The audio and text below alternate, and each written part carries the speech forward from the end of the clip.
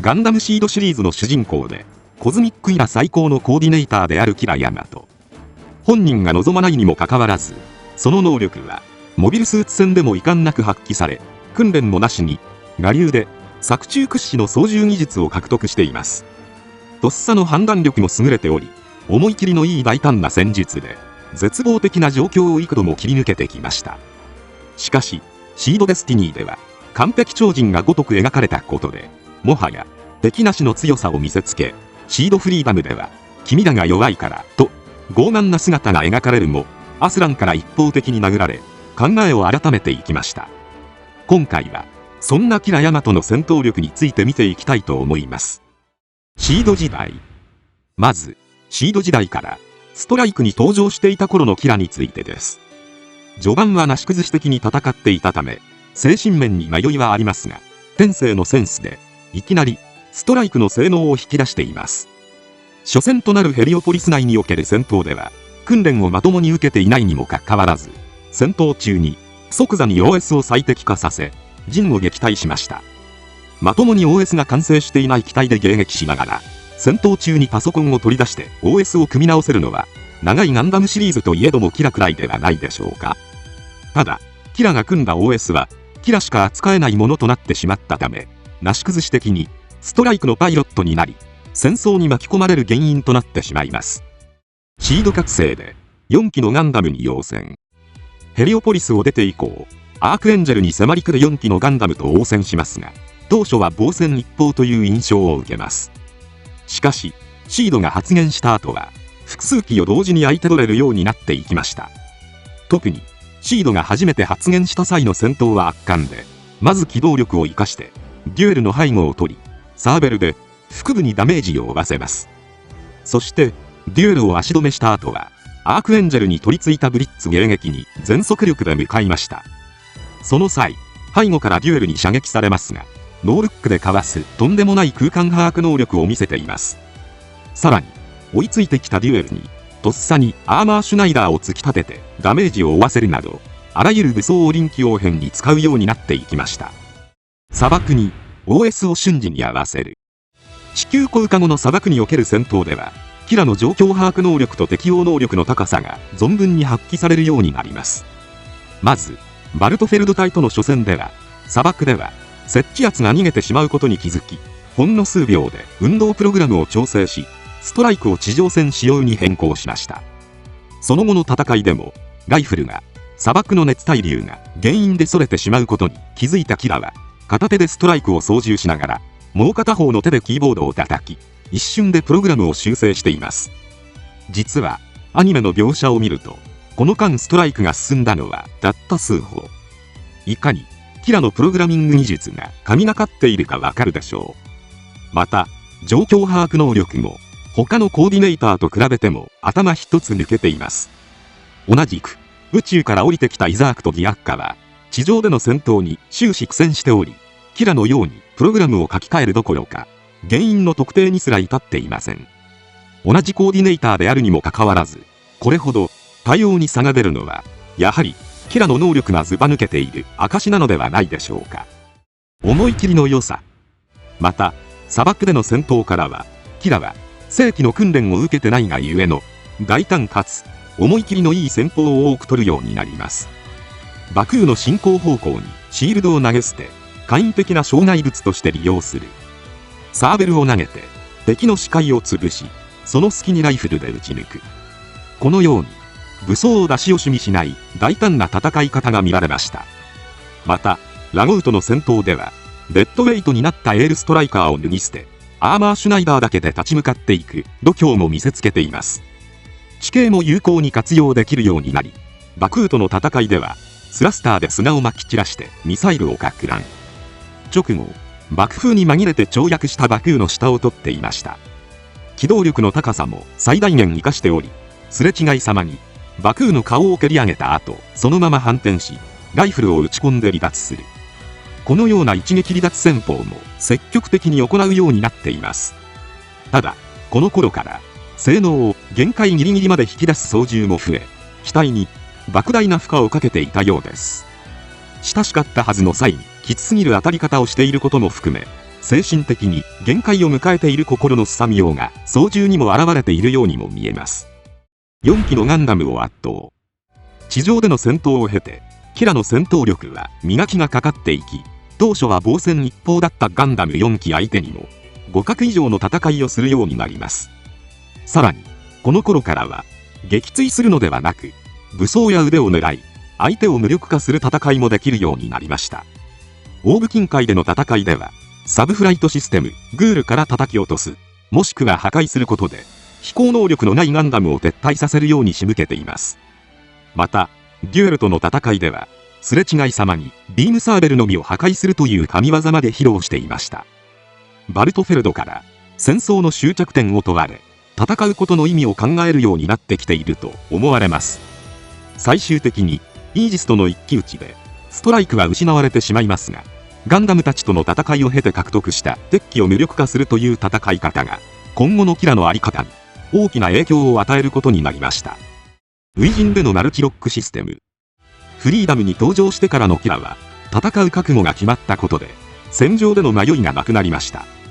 またアークエンジェル時代に培われた対1での戦い方がフリーダムに登場したことでさらに洗練された印象を受けます。初戦となるアラスカでの戦いでは大気圏突入しながらアークエンジェルへ向けられたジンのライフルだけ的確に破壊。さらに降下時の勢いのままアークエンジェルの環境前へ舞い降り、ジンの頭部を切断し無力化しました。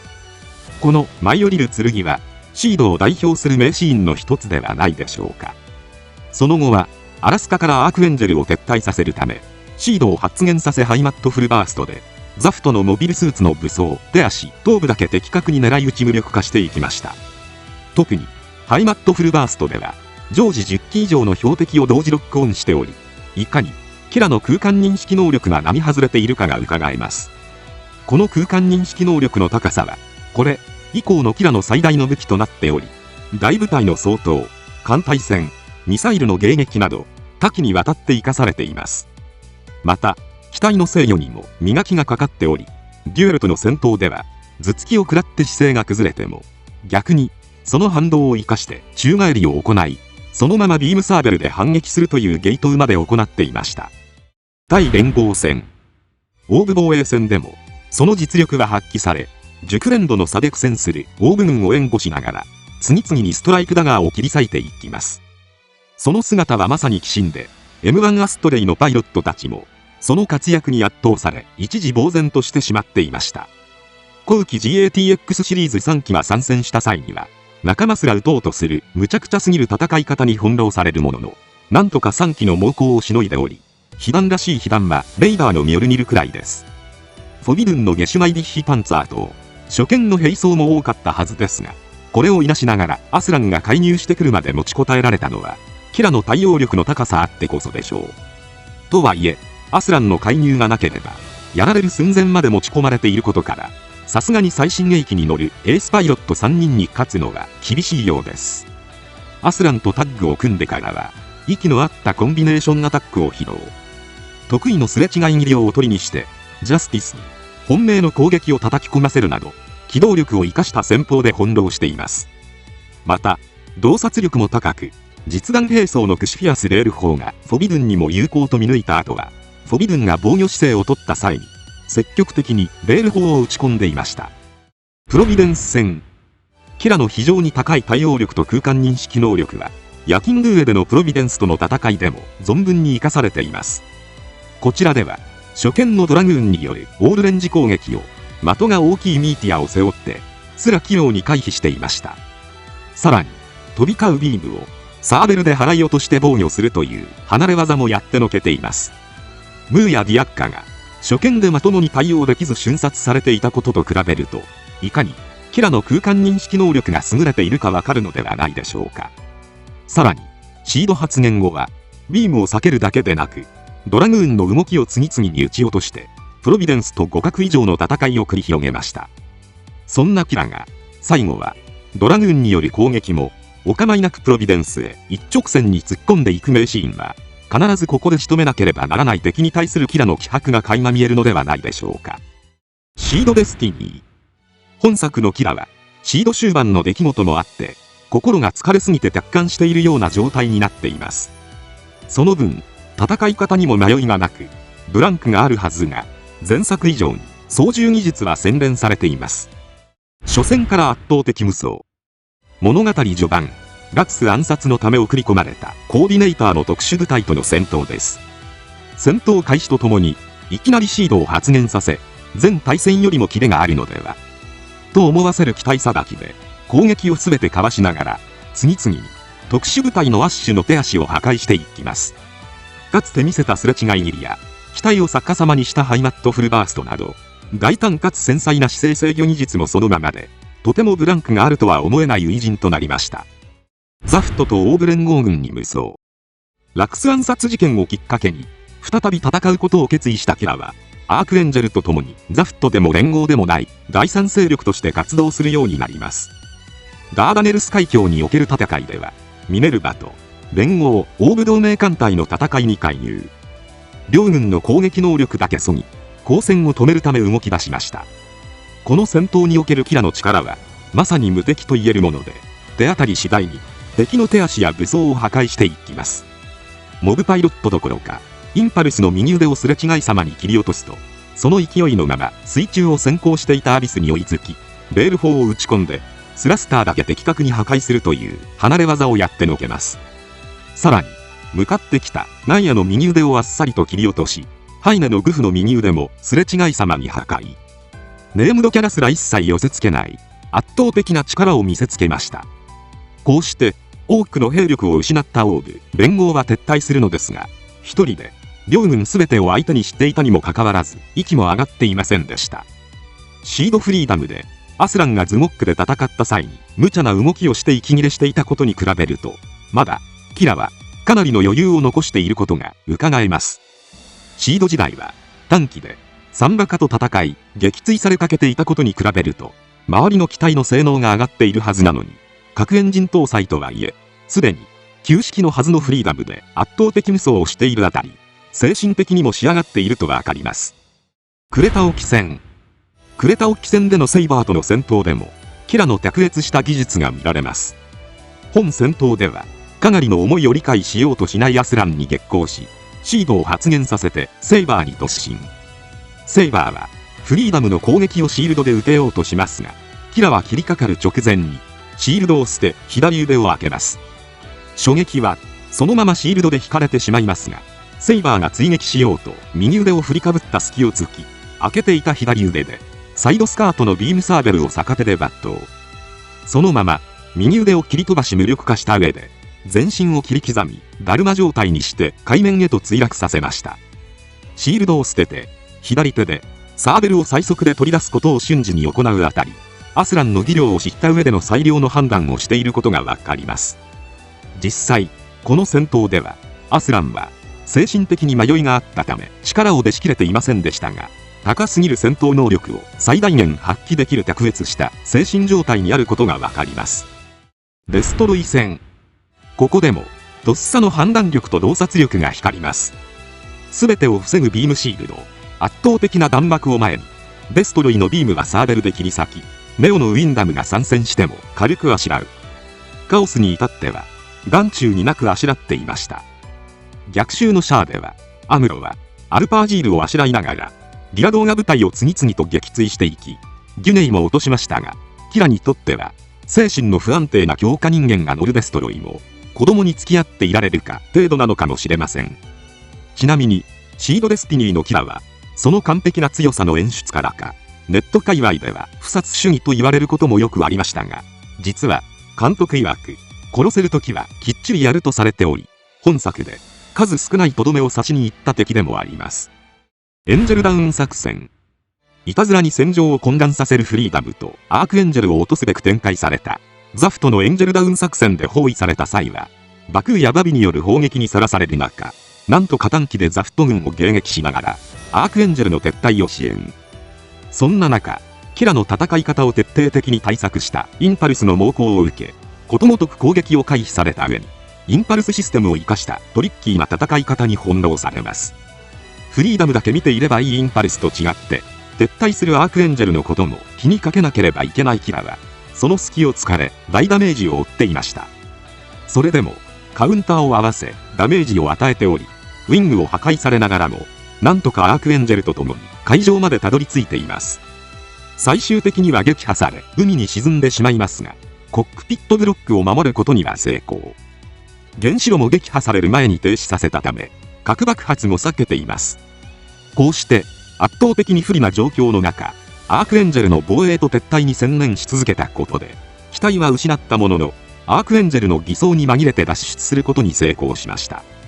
ちなみにアスランと違い無傷で生還しているので、フリーダムのコックピットブロックは核エンジン搭載機ということでかなり強固に作られているのかもしれません。旧式での限界。ザフト軍衛星軌道上におけるエターナル救出戦。この戦いは決してキラの強さがフリーダム頼りではないことを証明した一戦になりました。ここでは大気圏を突破しながらエターナルを狙う機体の武装のみを的確に撃破。さらにミサイルを発射し、敵がその迎撃に気を取られている隙に包囲網を突破してエターナルと合流しました。その後はマルチロックオンシステムはないはずなのに、バルカンと大鳥の兵装を用いた疑似フルバーストで複数機の頭部と武装を的確に破壊しています。さらにエターナルを狙う敵機の間に大鳥を射出して身代わりにするなど、兵装を使い捨てる大胆さも存分に発揮されています。ちなみに当時のテレビ放送版では大鳥ではなくエール装備で最新鋭機に立ち向かうという無茶をしていますが、ビーム速射などのテクニックで4機以上のグフとザクを行動不能にしていました。ただザフト側の赤服パイロットも多く揃えていたため、攻撃を防がれてしまっている場面も見られます。このようにかなり苦戦させられたものの、一時的にはエターナルの救援に成功し、ストライクフリーダムに乗り込む時間を作れたのはキラの操縦技術あってこそでしょう。たった2分で全滅。そしてストライクフリーダムを受け取ったキラはものの数秒で機体調整を完了させ出撃。機動力を生かしてすれ違いさらに一気に4機ものザクとグフを無力化。その直後スレイヤーウィップでグフ2機に絡め取られますが、即座にドラグーンを展開して捕獲していたグフの右腕と右足をそれぞれ破壊。さらにドラグーンフルバーストで残っていたザクとグフも一気に無力化。ここまでに2分ほどしかかかっていないようで、部隊を率いていたグラス号はわずか2分で25機のザクとグフが全滅だと腰を抜かしていました。さらに仕上げと言わんばかりにナスカ級3隻のスラスターをクシフィアス3とドラグーンで破壊して航行不能にしました。作中でも屈指のスピード感で集結した戦闘と言えるでしょう。もはや戦艦もモビルスーツも赤服がどれだけ集まろうとも、波の機体ではキラの前では敵にならないことが証明されました。対デスティニー戦。ストフリに乗ってからのキラはさらに無双状態となります。オーブ防衛戦ではインフィニットジャスティスを率いて大気圏を突入しオーブへ降下し、そのままデスティニーと交戦。性能面ではほぼ同等の2機ですが、ここでもキラの操縦技術の高さが際立ちます。殺すのではなく無力化を図るキラはビームシールドを活用してアロンダイトを真剣白刃取り。ここではとっさにライフルを放り投げ、アロンダイトを腕で受け止めるという判断をしていました。ちなみにここでストライクフリーダムは腰部のクシフィアス3を使ってカウンターを繰り出しましたが、構造上クシフィアスはライフルを腰部にマウントしていると使用できません。そのためこれを使用するためにわざわざライフルを上に放り投げたのだと思われます。生死をかけた戦いで最新の機体に乗るザフト屈指のエースパイロットが相手。しかもデスティニーはレールガンの効かないフェイズシフト装甲を持ちにもかかわらず、有効打となるライフルを投げて白羽取りをしてまで効かないレールガンを当てる。最強クラスの敵すら敵にならない強さに裏付けされた自信がなせる技だとわかります。ラスボスはラスボスにあらず、メサイア攻防戦におけるレジェンドとの戦闘ではレイザバレルから感じたクルーゼの雰囲気と例の俺はラウル・クルーゼだという発言を受け、精神的に動揺していました。アニメだとドラグーンの攻撃は機動力とビームシールドを生かして全ていなしており、あまり苦戦しているようには見えませんが、実は内心かなり動揺しているようで、マガジン版では例の発言に相当ショックを受け、戦闘にも影響が出ており、2機の戦いを見ていたイザークがフリーダムが押されている。と驚愕していました。しかし、自分の信念を持ち直して、ドラグーンを全て撃墜。さらに、ハイマットフルバーストで、的確に、レジェンドの手足と武装のみを撃ち抜き、無力化に成功しました。このように、シードデスティニーでは精神的にも達観し、どんな敵も敵にすらならず、戦闘中止を呼びかける対象になっていました。ただでさえ敵を殺さずに無力化するのは難しいことなのに、それを実践している時点で、キラの強さが飛び抜けすぎていることがわかるのではないでしょうか。ちなみに、テレビ放送版やゲーム、連合、VS、ザフト2では、ストライクフリーダム、インフィニットジャスティス、不知や勝が揃い踏みするオーブ軍が大勝利した最後になっていて、さすがに、キラの圧倒的強さや、オーブ軍の無双に対し、当時は、様々な意見が飛び交っていました。シードフリーダム。本作におけるキラは、序盤こそ、精神状態は不安定なものの、シリーズを通して、最も操縦技術が極まっていました。特に圧倒的な性能を持つブラックナイトスコード相手に見せた生きるための戦い方はキラの集大成となっています。フリーダム。最初の戦闘は主題歌フリーダムがかかる冒頭の戦闘。ヤマト隊を率いて大気圏突入し、オルドリン自治区に侵攻するブルーコスモスの残存部隊を迎え撃ちます。手始めに停戦勧告に銃撃で返答してきた地上の105ダガーやウィンダムを無力化。その後は最大の脅威となるデストロイとの戦闘に移りました。かつては苦戦させられた相手ですが、ライフリの性能と全対戦で磨きがかかったキラのテクニックで翻弄していきました。特に飛行型ビーム砲シュトゥルムファウスト2機との空中戦では、本体でシュトゥルムファウストを引きつけている間にビームブーメランを射出。そしてビームの網をかいくぐり、すれ違いざまに1機を撃破。もう1機はライフリ本体を狙っている隙に死角からシールドブーメランを突撃させて撃破。そしてデストロイ本体が射撃態勢に入ったところでハイマットフルバーストとシールドブーメランを打ち込み完全に無力化。戦闘経験のあるデストロイということもあって、いかに被害を出さずに素早く倒すかを意識しているようにも見えます。その鮮やかすぎる戦いぶりに援護しようとしていたシンは出る幕ないじゃんとつぶやいていました。さらにデストロイを撃破した後、ブルーコスモス部隊は撤退を始めますが、今度はオルドリンの守備軍が攻勢に出ます。戦闘を停止させたいキラはこれを迎撃し、武装を持つ腕や足を破壊し無力化。さらに撤退しないブルーコスモスの部隊もビームサーベルとシールドブーメランで次々に無力化していきました。決して少なくはない部隊相手の攻撃をかいくぐり、的確に敵の武装や腕だけ切り落としていく様はまさに神業となっています。ちなみにこの戦闘、カナジ郊外での戦闘が始まったのが午前1時。キラたちが到着した頃、まだ空は暗いので深夜だったと思われます。しかし戦闘終了時点で空が明るみ始めていたので、深夜中戦っていたはずです。戦場でここまで集中力が続くパイロットもそういないのではないでしょうか。エルドア地区の戦い。エルドア地区合同作戦でファウンデーションに裏切られた際は、ブラックナイトスコードの猛攻を浴び、ライフルとシールドブーメランを破壊された上に、左翼とスラスターを喪失し、早々に飛行不能になりました。さらに、ブラックナイトスコード3機と大量の無人機に囲まれ、徐々に追い込まれていきました。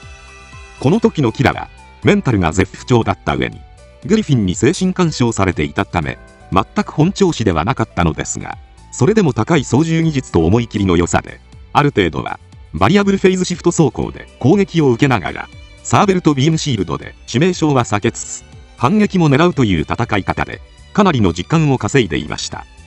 ライジングフリーダムは、核動力なのかバッテリーなのか判明していませんが、公開されている監督の話から、おそらく持ちの良い新型のバッテリーと思われます。オルドリン戦では夜中中戦っていて、しかも大量の敵を相手にしているので、攻撃に大量のエネルギーを使用しているはずなのに、エネルギーダウンしていませんでした。しかし、ブラックナイツ戦では、シバーの針攻撃の前の時点でエネルギーダウン寸前でした。このことから、攻撃よりもバリアブルフェイズシフト走行での防御の方がエネルギー消費が早いのだとわかります。フリーダムを倒すには回避する場所もない圧倒的弾幕で防御させるのが一番ということがわかります。モビルスーツの性能で強さが決まるわけじゃない。レクイエム周辺中域における戦闘では、シュラのシバーとオルフェのカルラによる猛攻と、メサイア裏にいるジグラートからの攻撃を受け流すため、様々なテクニックが駆使されていました。ここでは、エルドアでの反省を生かしてか、ボアチュール・リュミエールの機動力を生かして飛び回り、極力接近戦に持ち込まれないよう立ち回っていました。万が一距離を詰められた場合は、ベール砲を発射して目くらましを行い、その隙に距離を取っていました。ちなみに、ファンネル系兵装の対策として、宇宙世紀では、接近戦に持ち込むというものがあります。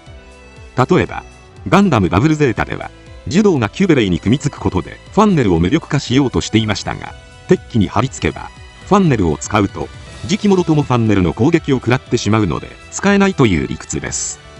しかし、ブラックナイツは、フェムテク装甲でビームを弾くため、接近戦中に、ドラグーンからビームを撃たれてしまうと、フリーダムは積みます。そのため、接近戦を避けているようにも見えます。また、カルラとシバーの連携で右翼を切り落とされた際は、そのまま月面スレスレまで落下して距離を取っています。そして、月面スレスレの低空飛行を維持することで、カルラのドラグーンの車線を限定。この時点で、ストフリは、ドラグーンを5機も失っていましたが、車線を限定したことで、ドラグーンバリアが有効に働いていました。また、ウィングを損傷して機動力が低下した時も、月面スレスレに背面飛行を行うことで、車線を限定しながら残り少ない武装で、ドラグーンやミサイルを迎撃しています。攻撃の受け流し方も見事で、ミサイルで体勢が崩れても、必ず、カルラとシバーの近接攻撃は、ビームシールドで受けられるように、繊細な姿勢制御を続けていました。最終的には、バリアブルフェイズシフト走行が対衝撃限界を迎え、動力炉もオーバーヒートしたことでフェーズシフトダウンしてしまいますが、それは、キラが、ストフリの性能を、限界を超えて引き出していた証明とも言えるのではないでしょうか。最後のカルラ戦。マイティストライクフリーダムになってからは、その圧倒的な性能トラックスの力添えもあって、カルラを圧倒していきました。特に、ナノ粒子がビーム兵器を無効化する特性を生かして、カルラのドラグーンを叩き落とした後は、接近戦に持ち込み、カルラの胸部ビーム砲を防ぎつつ、逆に、ディスラプターで大ダメージを与えており、カウンターのうまさが際立っていました。最終的には、カルラの斬撃をビームシールドで弾き、姿勢が崩れた隙に、不兀の御霊を突き刺し撃破しています。ちなみに、オルフェが、キラの心を先読みする描写は描かれていませんが、おそらく、キラも、接近戦では、アコードの先読み能力で心を読まれて不利なはずです。しかし、ディスラプターは、分かっていても、防御不能の超高速の攻撃を繰り出す兵装なので、有利だった可能性があります。ただ、最後の戦いは、ディスラプター関係なく接近戦で肉薄していることから、性能などは深く考えず、キラとラックス2人の心で乗り越えたと考えるのが良さそうです。ということで以上、キラの戦闘力の歴史でした。シリーズを通してみると、シード時代は、ナチュラル陣営の中で、生きるために必死で戦うキラの苦悩と天才的なセンスが光っていて、フリーダムに乗ってからも、どんなに強くても、一人の人間という感覚がありました。しかし、シードデスティニーでは、キラには、どこの誰が何人、ただになってかかろうともかなわない完璧超人かのように描かれてしまったため、その強さは、ただの一人の人間のものではなく、キャラ人気が生み出した弊害ではないのかと賛否が分かれてしまった印象を受けます。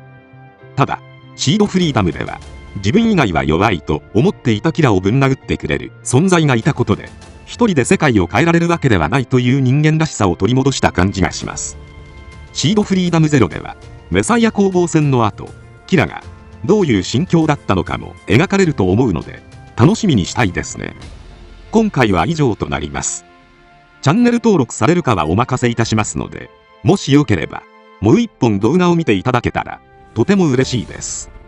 最後までご視聴いただき、ありがとうございました。